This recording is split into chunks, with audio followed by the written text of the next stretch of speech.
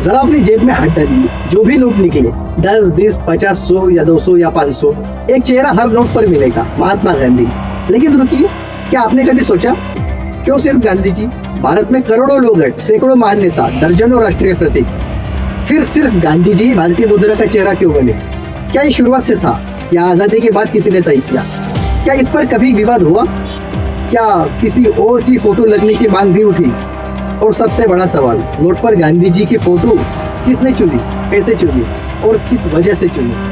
आज हम आपको वो सच बताने वाले हैं जो शायद आपने कभी सुना नहीं होगा। एक ऐसा सच जो हमारी आजादी, राजनीति, अर्थव्यवस्था, भारत की पहचान सबसे जुड़ा है। तो तैयार हो जाइए, क्योंकि आज हम खोलने वाले हैं भारतीय नोटों पर गांधी जी की फोटो की असली कहानी।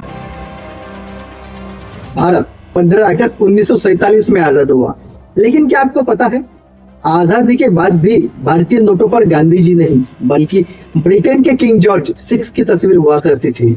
नोटों पर रिजर्व बैंक ऑफ इंडिया लिखा रहता था, लेकिन फोटो होती थी ब्रिटेन के राजा की। क्यों? क्योंकि भारत में नोट छापने और नोट जारी करने की व्यवस्था पहले से चली आ रही थी और ब्रिटिश काल के नोट ही जारी होते थे। नई व्यवस्था तैयार होने में 2-3 साल लगे। साल 1949 में भारतीय सरकार ने फैसला लिया कि अब भारतीय नोटों पर राजा की फोटो नहीं रखी जाएगी। लेकिन सवाल खड़ा हुआ, तो किसकी फोटो रखी जाएगी? इस पर लंबे समय तक चर्चा हुई। कुछ लोग चाहते थे कि गांधी जी की फोटो रखी जाए, लेकिन आखिरी फैसला यह हुआ, पहले नोट पर किसी व्यक्ति की फोटो नहीं रखी जाएगी बल्कि राष्ट्रीय प्रतीक को शामिल किया जाएगा। इस तरह सारनाथ का अशोक स्तंभ भारतीय नोटों पर पहली बार 1949 में रखा गया था। यह भारत का सबसे पुराना और गौरवशाली प्रतीक माना जाता है। यहाँ 3 शेर दिखाई देते हैं, लेकिन असल मूर्ति में 4 शेर है। इसके नीचे लिखा होता है सत्यमेव जयते, जो कि उपनिषद से लिया गया है। अब हम देखते हैं 1950 के बाद नोट डिजाइन कैसे कैसे बदले। 1950 के दशक में भारत सरकार ने 1 रुपए, 2 रुपए, 5 रुपए, 10 रुपए और 100 रुपए तक के नोट जारी किए। इन सभी में सामने की तरफ अशोक स्तंभ था, पीछे की तरफ बाघ, सांबर हिरन, चाय बागान, खेती जैसे चित्र इस्तेमाल किए जाने लगे। 1970 के दशक में कृषि पर जोर दिखाने के लिए पीछे की तरफ हल चलाते किसान, चाय बागान, गेहूं की फसल, सिंचाई जैसी तस्वीरें लगाई जाने लगी।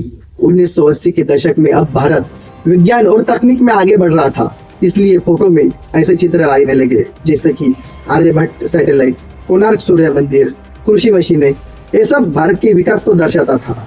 लेकिन ध्यान दीजिए, अब तक किसी भी नोट पर महात्मा गांधी जी की फोटो नहीं थी। साल था 1969, क्योंकि इसी साल गांधी जी की 100वीं जयंती मनाई जा रही थी और उसी मौके पर आरबीआई ने खास सीरीज जारी की, महात्मा गांधी जन्म शताब्दी विशेष श्रृंखला। इसमें पहली बार गांधी जी की तस्वीर भारतीय नोट पर दिखाई दी। पीछे सेवाग्राम आश्रम की झलक थी, गांधी जी का सरल और शांत चेहरा आगे था। लेकिन यह सिर्फ स्पेशल सीरीज थी, सभी नोटों पर अभी भी गांधी जी नहीं थे। 1987 में 500 की नई सीरीज जारी हुई, जिसमें गांधी जी की तस्वीर थी, लेकिन बाकी के नोटों में अभी भी अलग अलग डिजाइन और प्रतीक थे। अब आता है सबसे बड़ा बदलाव। 90 के दशक में एक बड़ी समस्या हो रही थी, नकली नोटों की बाढ़। डिजिटल प्रिंटिंग, फोटोकॉपी, स्कैनिंग जैसी तकनीकें आने से पुराने नोट कॉपी करना आसान हो गया था। तब विशेषज्ञों ने कहा, मानव चेहरा कॉपी करना कठिन होता है, लेकिन निर्जीव चीजें जैसे मंदिर, स्तंभ, पेड़ कॉपी करना आसान है। इसलिए एक ऐसे व्यक्ति का चेहरा चाहिए था जिसे पूरा देश मानता हो, राष्ट्र का प्रतीक माना जाता हो, जिसकी फोटो यूनिक हो, जिसे कॉपी करना आसान न हो। इसका जवाब था महात्मा गांधी। और इस प्रकार 1996 में आरबीआई ने नई सीरीज जारी की, महात्मा गांधी सीरीज, जो आज भी उपयोग में है। अब आते हैं सबसे विवादित सवाल पर। 2014 में रविंद्रनाथ टैगोर और डॉक्टर एपीजे अब्दुल कलाम की फोटो लगाने की मांग उठी। तत्कालीन वित्त मंत्री अरुण जेटली ने कहा, महात्मा गांधी से बेहतर कोई भारत का प्रतिनिधित्व नहीं कर सकता। 2022 में भी दिल्ली के मुख्यमंत्री अरविंद केजरीवाल ने कहा, भारतीय नोटों पर लक्ष्मी जी और गणेश जी की फोटो लगाई जाए। आरबीआई ने अभी तक किसी भी ऐसी मांग को स्वीकार नहीं किया। कारण बहुत ही सरल है, संवैधानिक रूप से भारत एक धर्मनिरपेक्ष देश है। गांधी जी एक सर्वसामान्य राष्ट्रीय व्यक्तित्व है। गांधी जी के योगदान को दुनिया मानती है। अंतरराष्ट्रीय स्तर पर भारत की पहचान मजबूत है, इसलिए गांधी जी की फोटो हटाने की संभावना बहुत कम है।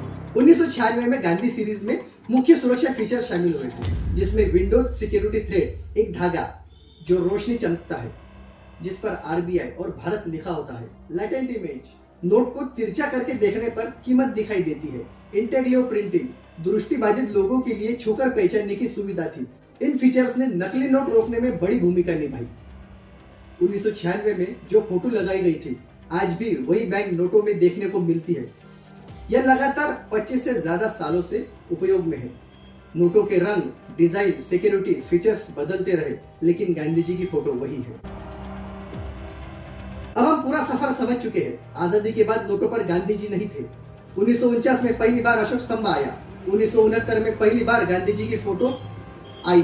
1996 में गांधी जी स्थायी रूप से नोटों में शामिल हुए। नोट का डिजाइन RBI बनाता है, अंतिम मंजूरी केंद्र सरकार देता है। गांधी जी की फोटो बदलने की मांग कई बार उठी, लेकिन अभी तक स्वीकार नहीं हुई।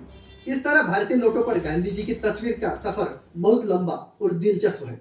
अगर ये वीडियो अच्छी लगी तो प्लीज लाइक कर दीजिए।